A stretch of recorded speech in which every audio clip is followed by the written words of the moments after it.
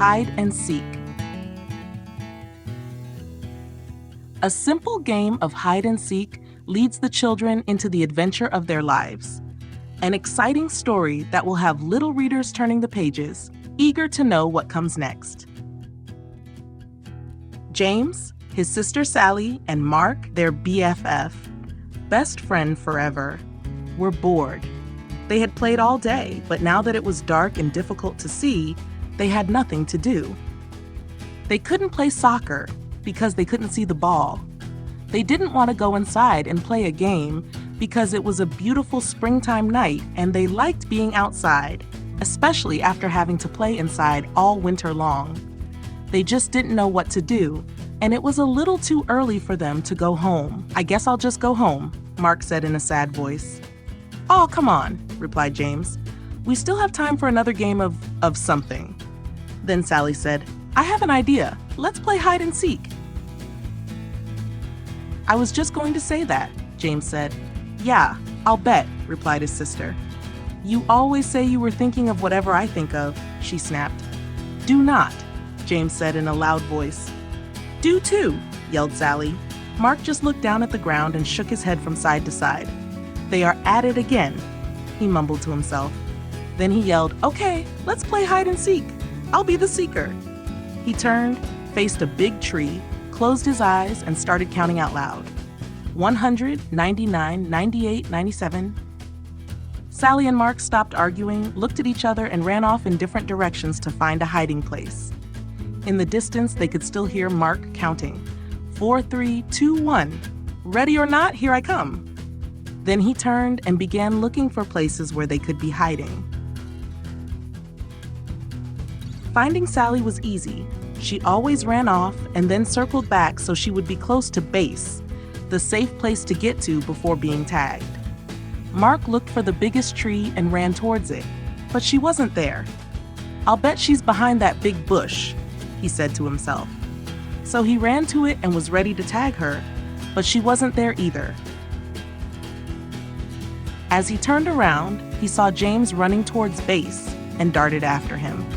Just before he touched James' shoulder, James tagged the base and yelled out, "Safe!" "Did you get Sally yet?" James asked. "No," said Mark. "I haven't been able to find her and it's getting late. We need to be heading home." So both boys yelled out, "Come on out, Sally, it's late."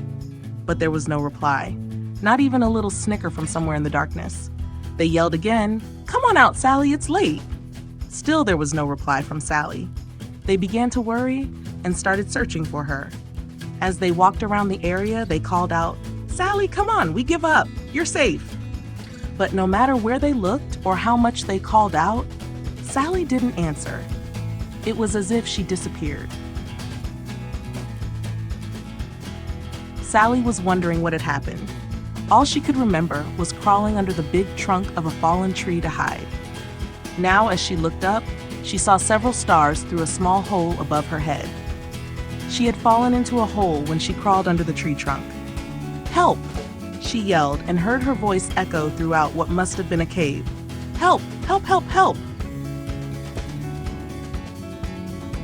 "Did you hear that, James?" Mark said excitedly. Sally just yelled for help. "Keep yelling, Sally," James screamed. "That way we can find you." Sally heard her brother and kept screaming. After a short while, the boys were standing next to the big tree trunk. "Hey, are you stuck under this tree?" asked James. "Kind of," Sally yelled. "When I crawled under it to hide, I fell into a cave. Please help me, I'm scared. It's dark and I can't get out."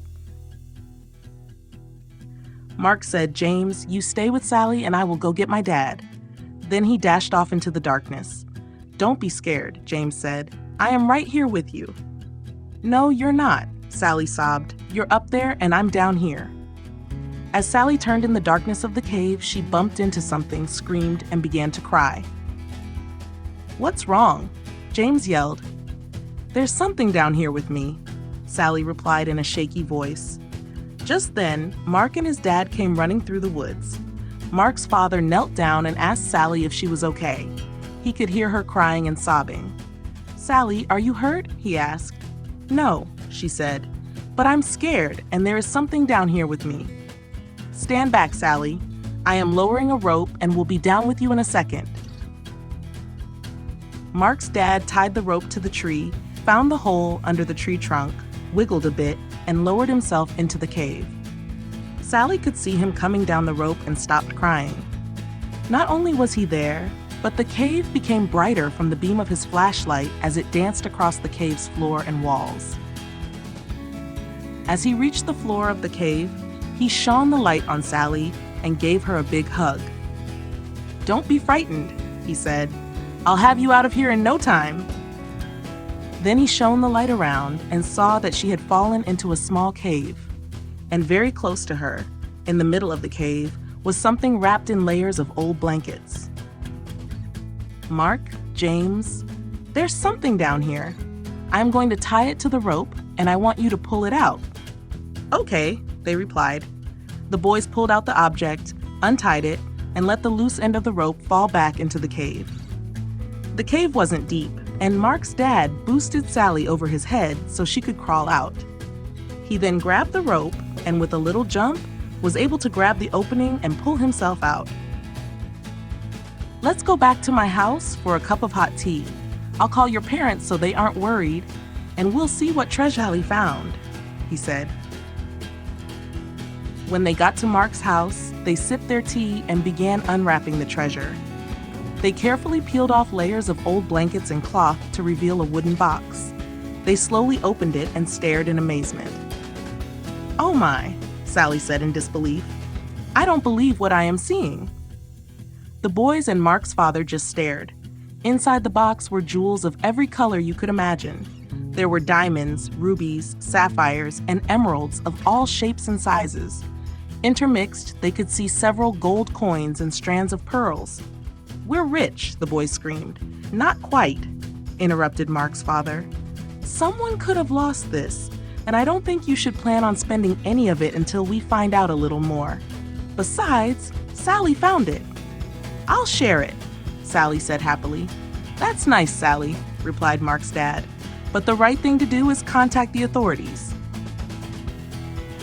The next day, the four of them and Sally's mother drove to the police station, explained what had happened, and gave the treasure to the police to hold while they conducted their investigation.